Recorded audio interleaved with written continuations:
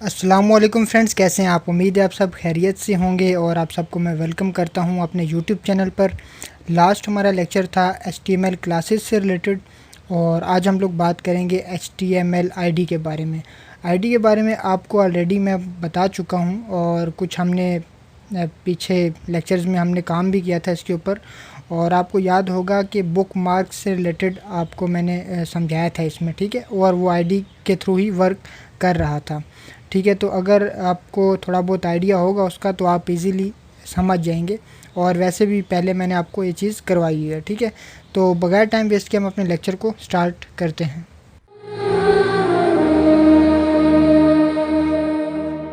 तो फ्रेंड्स, आपके सामने मैंने अपना वर्ड डॉक्यूमेंट ओपन कर लिया और आज का हमारा टॉपिक है HTML आईडी, ठीक है। तो सबसे पहले HTML आईडी का जो एट्रीब्यूट होता है इसके बारे में पढ़ लेते हैं। लास्ट टाइम हमने क्लास एट्रीब्यूट पढ़ा था और आज हम आईडी एट्रीब्यूट पढ़ेंगे। The HTML ID attribute is used to specify a unique ID for an HTML element, ठीक है। अब ID क्या होती है, वो यूनिक होती है। ID अगर मैं आपको एग्जांपल दूं तो आपका जो NIC होता है वो क्या होता है, यूनिक होता है और वो एक ही होता है। उसके अलावा आपको कोई भी ID कार्ड नंबर नहीं मिल सकता। जो आपको नादरा की तरफ से मिल चुका है बस वही आपका जो है वो NIC नंबर है और ये मरते दम तक यही रहेगा, ठीक है। तो इसी तरह से HTML में भी यही होता है कि आईडी को जब आप यूज़ करते हैं तो आप एक ही जगह पे उसको यूज़ कर सकते हैं, यानी कि किसी एक एलिमेंट पे आप अप्लाई कर सकते हैं उसको, ठीक है। तो you can not have more than one element with the same ID, ठीक है। वही बात जो अभी मैंने रिपीट की थी कि सेम आईडी से आप मुख्तलिफ एलिमेंट्स के ऊपर अप्लाई नहीं कर सकते, ठीक है। आप HTML डॉक्यूमेंट में सिर्फ एक ही एलिमेंट पर और एक ही दफ़ा वो वाली आईडी यूज़ कर सकते हैं, ठीक है। अब आईडी का यूज़ जो है वो हम लोग देख लेते हैं कि किस तरह से हमने इसको यूज़ करना है। The ID attribute specifies a unique ID for an HTML element. जी बिल्कुल, ये यूनिक होती है। The value of the ID attribute must be unique within the HTML document. और ये क्या होनी चाहिए कि आईडी एट्रीब्यूट मस्ट बी, यानी कि आईडी का जो एट्रीब्यूट है जो हम उसमें नेम देते हैं वो यूनिक होना चाहिए और HTML डॉक्यूमेंट में इसके अलावा वो दूसरे वो नेम नहीं मौजूद होना चाहिए, ठीक है। अब ये नेम मौजूद नहीं होना चाहिए, इससे क्या मुराद है, इससे मुराद ये है कि फॉर एग्ज़ाम्पल आपने लिखा है आईडी हेडर का नाम दिया आपने आईडी को ना। तो अब ये जो हेडर है ये आपका जो है वो HTML डॉक्यूमेंट में दोबारा रिपीट नहीं होना चाहिए, ठीक है। उसके बाद हमारे पास यहाँ पे बात हो रही है the ID attribute is use to point to a specific style declaration in a style sheet, ठीक है। जिस तरह से हमने जो क्लास का यूज़ किया था सेम उसी तरह से हमने क्लास का यूज़ करना है। और उसके अलावा जो डिफरेंस है वो क्या है कि क्लास जो है वो हम एक क्लास अगर देते हैं तो मल्टीपल एलिमेंट्स में हम उसका यूज़ कर सकते हैं, लेकिन आईडी क्या होती है वो यूनिक होती है तो हम एक ही एलिमेंट पे उस आईडी का यूज़ कर सकते हैं, ठीक है। अब हम इससे जावास्क्रिप्ट का भी यूज़ कर सकते हैं आईडी के थ्रू। तो जावास्क्रिप्ट तो अभी हम लोग नहीं पढ़े, तो जैसे ही इसका यूज़ आएगा इंशाल्लाह वो भी मैं आपको बताऊंगा। The syntax for ID is where a hash character. आपको पता है कि हैश से हम आईडी को रिप्रेजेंट करते हैं, ठीक है, और फिर उसका नाम वगैरह हम देते हैं। तो अब यहाँ पे in the following example we have an H1 element, एक H1 एलिमेंट हमारे पास that points to the ID name, ठीक है। और उसका आईडी नेम क्या है, my header. This H1 element will be styled according to the my header. अब जब हम स्टाइल का टैग यूज़ करेंगे तो उसमें हमें इस तरह से माई हेडर को कॉल करना होगा। एक यहाँ पे एग्जांपल है, यहाँ पे इसको देख लेते हैं। ये देखें माई हेडर। उसके बाद अब देखें यहाँ पे कि बॉडी में हमने क्या किया हुआ है, H1 एलिमेंट लिया हुआ है और इसकी आईडी क्या है, माई हेडर है। तो इस माई हेडर को हमने यहाँ पे कॉल करवाया है और हमने बोला है कि ये जो माई हेडर आईडी है इस पूरे एलिमेंट के ऊपर अप्लाई हो जाए जो जो हमने यहाँ पे प्रॉपर्टीज़ दी हुई हैं। बैकग्राउंड कलर हमने बोला है light blue colour, black, padding इतनी हो, टेक्स्ट अलाइनमेंट सेंटर हो। तो इन सब चीज़ों को यूज़ करके देखते हैं। सबसे पहले मैं अपने एडिटर में जाता हूँ और उसके बाद वेबसाइट डेवलपमेंट के ऊपर राइट क्लिक करके न्यू फाइल बनाता हूँ, Ctrl+S करता हूँ और यहाँ पे मैं नाम दे देता हूँ HTML ID.html, ठीक है। और उसके बाद सेव कर देता हूँ इसको। अच्छा, इतना करने के बाद अब हमें क्या चाहिए कि हमें यहाँ से बेसिक सिंटेक्स जो है वो कॉपी कर लें। कॉपी करने के बाद HTML ID और यहाँ पे हम पेस्ट कर देंगे, और उसके बाद जो हमें फाइल्स नहीं चाहिए हम उनको क्लोज़ कर देते हैं, ठीक है। और उसके बाद यहाँ से मैं ये बॉडी वगैरह में से सब कुछ रिमूव कर देता हूँ, और उसके बाद यहाँ पे मैं टाइटल दे देता हूँ HTML ID, ठीक है। और अब मैं डॉक्यूमेंट में जाके जो हमारे पास एक एग्जांपल है उसको देख लेते हैं, ठीक है। ये H1 है और इसको मैं कॉपी कर लेता हूँ पूरे को, और उसके बाद अब मैं इसको यूज़ करता हूँ यहाँ पे, ठीक है।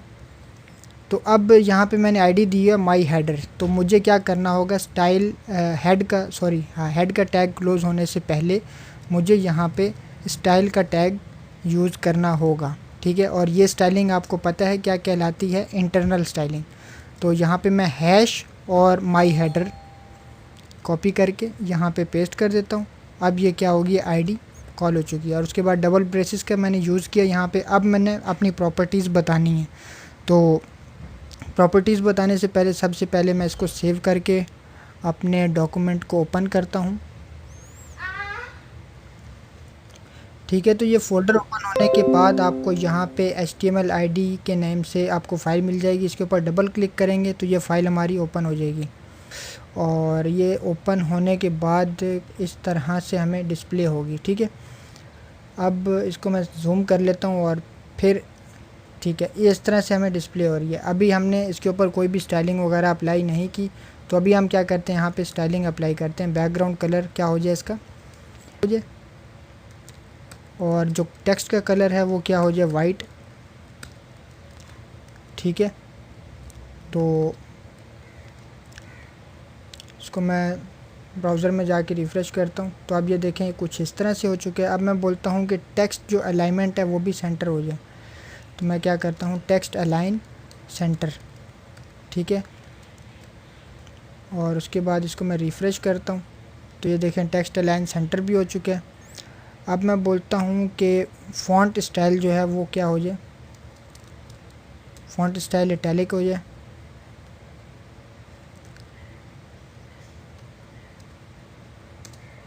इटैलिक। और अब मैं जाके ब्राउज़र में रिफ़्रेश करता हूँ, तो ये देखें फ़ॉन्ट स्टाइल भी इटैलिक हो चुका है। तो किया क्या हमने कि यहाँ पे H1 हमारा एलिमेंट था, हमने क्या किया, यहाँ पे आईडी दी जो कि यूनिक होती है, आपको पता है। और हमने माई हेडर इसका नाम दिया, और इस माई हेडर को हमने ऊपर कॉल कर लिया। जब हमने कॉल किया तो हैश का मतलब है आईडी, माई हेडर का मतलब है जो हमने यहाँ पे नाम दिया। तो अब ये बोल रहे हैं कि ये जो आईडी है माई हेडर नाम की, इसके ऊपर बैकग्राउंड कलर टेक्स्ट अलाइन ये सब चीज़ें अप्लाई कर दो। तो उसने क्या किया, हमें वो चीज़ें उसके ऊपर अप्लाई करके दिखा दी। तो आगे बढ़ते हैं, डॉक्यूमेंट में देखते हैं कि और क्या क्या है। अब यहाँ पे डिफरेंस बताया जा रहा है क्लास और आईडी का, तो पढ़ते हैं इसको।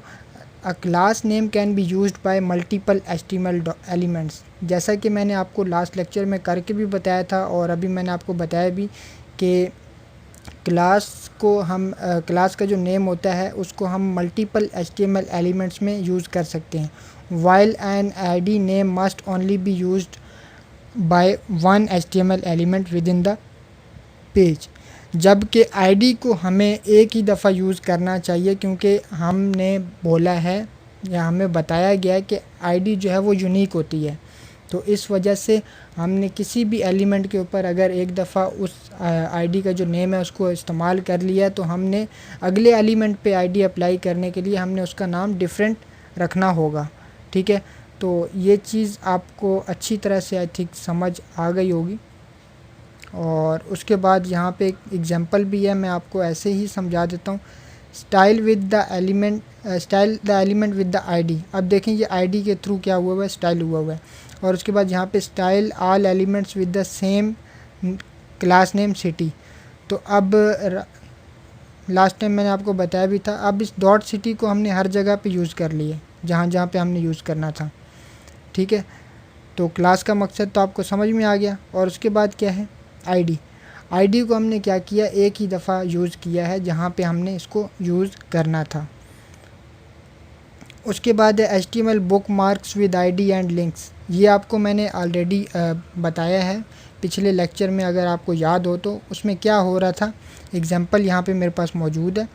हो रहा ये था कि आपने कुछ डिफरेंट चैप्टर्स की लिस्ट बना ली थी लिंक के थ्रू। ये देखें, इस तरह से आपने लिंक बनाए थे और डिफरेंट चैप्टर्स की लिस्ट बना ली थी। और उसके बाद फिर आपने एक आईडी दे दी थी, जैसे यहाँ पे आईडी दी हुई है C4, और उसके बाद आपने इसका लिंक यहाँ पे दे दिया था। तो क्या हो रहा था कि जब आप उसको जंप करवा रहे थे किसी भी चैप्टर पे जहाँ पे आप जाना चाहें, तो वो क्या लिंक के थ्रू आपको वहाँ पे लेकर जा रहा था। ठीक है, तो ये चीज़ आपने ऑलरेडी की हुई है, तो मैंने सोचा कि आपको इसमें इंक्लूड करके थोड़ा सा समझा दूँगा ताकि रिव्यू हो जाए। इसके अलावा अगर आपको कोई कन्फ्यूजन हो इस पूरे लेक्चर में तो आप मुझसे पूछ सकते हैं। आई होप कि कोई कन्फ्यूजन नहीं होगी, क्योंकि वो काफ़ी सिमिलर है HTML क्लास का जो लेक्चर था उससे। तो आज के लिए इतना ही है। मिलता हूँ इंशाल्लाह आपको नेक्स्ट लेक्चर में। तब तक के लिए दुआ में याद रखिएगा। अल्लाह हाफ़िज़।